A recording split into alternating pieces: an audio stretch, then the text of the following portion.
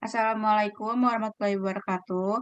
Kami dari kelompok 8 ingin mempresentasikan tugas kelompok kami yaitu sub CPMK 789 dengan materi 1 strategi B2C e-commerce, 2 komputasi penggunaan akhir, 3 organisasi maya. Sebelum itu, saya Alvino Maida. Saya Denur Alinda. Saya Muti Maharani. Saya Siti Zalfariani. Saya Sefa Naura. Saya Muhammad Naufal Akmal. Saya Rizky Pratama.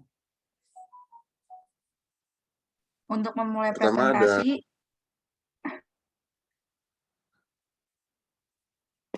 presentasi, akan dibacakan oleh teman saya yaitu Rizky Pratama. Pertama ada strategi B2C e-commerce. Pengertian e-commerce adalah electronic commerce secara umum merupakan kegiatan bisnis atau perniaga atau perdagangan atau jasa yang berhubungan erat dengan konsumen atau commerce. Manufaktur, internet service provider atau ISP, dan perdagangan perantara, intermediate, dengan menggunakan media elektronik. Dalam hal ini media elektronik dengan menggunakan internet. Ruang lingkup e-commerce. Pertama ada business to business atau B2B, 2 ada business to commerce, B2C, 3 ada commerce to commerce, consumer, C2C, 4 ada consumer to business, C2B. Pengertian B2C e-commerce. B2C e-commerce adalah e-commerce antara perusahaan dan konsumen, termasuk pencarian informasi oleh pelanggan, pembelian barang fisik atau sinyabel atau buku elektronik, komputer, dan lain-lain. Atau informasi konten digital seperti software, e-book, hak akses, dan lain-lain. Dan pengiriman produk melalui jaringan elektronik. B2 e-commerce menjadi model bisnis yang sangat efisien dikarenakan dapat mengurangi hambatan biaya. Contohnya biaya maintenance website jauh lebih murah daripada toko fisik dan memudahkan pelanggan memilih serta membandingkan produk. Karakteristik B2C. Pertama ada informasi disebarkan secara umum. 2 ada pelayanan yang diberikan bersifat umum sehingga banyak digunakan oleh orang banyak. 3 ada pelayanan yang diberikan berdasarkan permintaan, konsumen melakukan permintaan. Maka pelaku usaha harus cepat dan siap merespon permintaan konsumen tersebut. 4 pendekatan yang dilakukan oleh client server, di mana konsumen berada pada sisi klien dengan menggunakan web browser untuk mengaksesnya, dan pelaku usaha berada pada sisi server.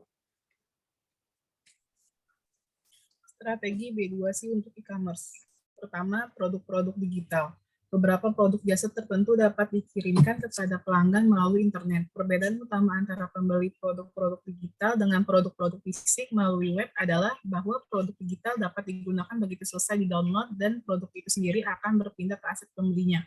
2. Produk-produk fisik. Barang-barang fisik tidak dapat dikonsumsi melalui web. Sebagai gantinya harus dikirimkan ke pelanggan sebagaimana yang dihadapi oleh perusahaan-perusahaan yang disebut perusahaan katalog. Pesanan penjualan dapat diambil alih oleh web, namun pengiriman barang harus dilakukan biasanya melalui pos paket. Sebagian besar perusahaan jasa pengiriman populer menawarkan jasa yang melengkapi aktivitas B2C sebuah perusahaan.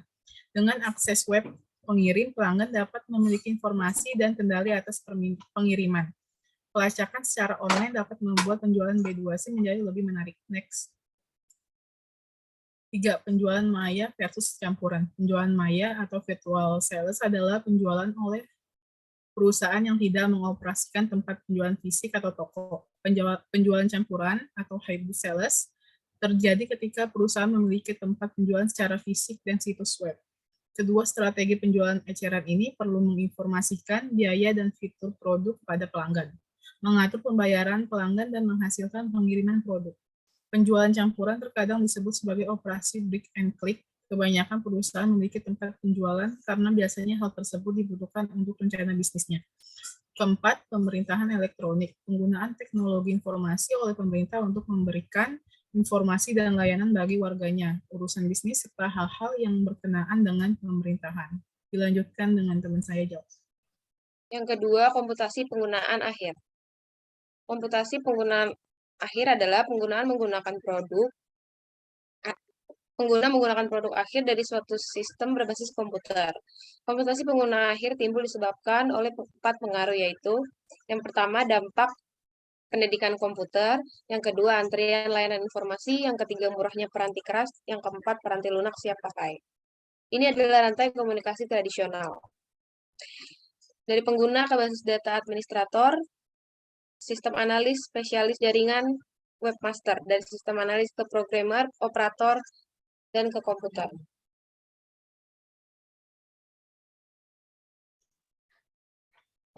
Selanjutnya rantai komunikasi komputasi penggunaan akhir. Yang pertama, spesialis informasi dengan dukungannya itu ya pengguna, lalu dikomunikasi oleh komputer. Penggunaan sebagai suatu sumber daya informasi. Hal ini berlaku ketika pengguna dapat secara aktif ikut berpartisipasi dalam pengembangan sistem dan mempraktikkan komputasi pengguna akhir. Keuntungan komputasi pengguna akhir yaitu menyampaikan kemampuan dan tantangan dan mempersulit jarak komunikasi. Resiko komputasi penggunaan akhir. Yang pertama ada sasaran sistem yang buruk, yang kedua ada sistem yang dirancang dan didokumentasikan dengan buruk, yang ketiga penggunaan sumber daya informasi yang tidak efisien, yang keempat hilangnya integritas data, yang kelima hilangnya keamanan, dan yang terakhir hilangnya kendali. 3. Organisasi maya. Definisi virtual organisasi atau organisasi maya adalah sekelompok grup orang atau institusi dengan beberapa tujuan yang sama. Mereka melakukan sharing sumber daya komputer untuk memenuhi kebutuhan mereka, memakai teknologi untuk secara dinamis menghubungkan orang, harta, dan ide. Di sebuah organisasi maya atau virtual organisasi, operasi keseluruhan perusahaan dirancang sedemikian rupa sehingga menjadi tidak terikat pada lokasi-lokasi fisik.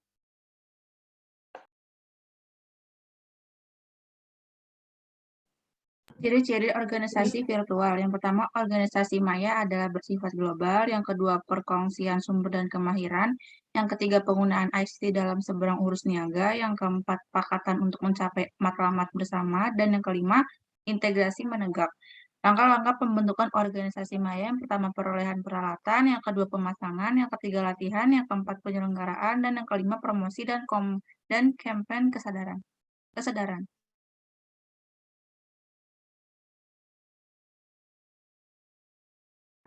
Jenis organisasi. Yang pertama virtual organisasi permanen, yang kedua virtual team, yang ketiga virtual proyek, yang keempat organisasi virtual sementara. Media yang digunakan smartphone atau ponsel cerdas dan PC menjadi salah satu pilihan utama untuk menunjang aktivitas virtual organisasi. Dampak sosial dari organisasi maya. Yang pertama, banyak industri yang tertarik dengan konsep karena dianggap lebih efisien. Yang kedua, mempengaruhi cara hidup dan cara kerja setiap orang. Yang ketiga, memiliki fungsi kota atau pada penambah fisik, atau maksudnya di sini meminimalisir pendapatan kota, metropolitan, dan metropolitan. Cara kerja. Yang pertama, setiap orang yang terlibat harus berperan aktif. Yang kedua, diperlakukan peran lembaga pendidikan. Yang ketiga, diperlakukan lembaga pemerintah. Sekian dari kelompok kami. Kurang lebih mohon maaf. Wassalamualaikum warahmatullahi wabarakatuh.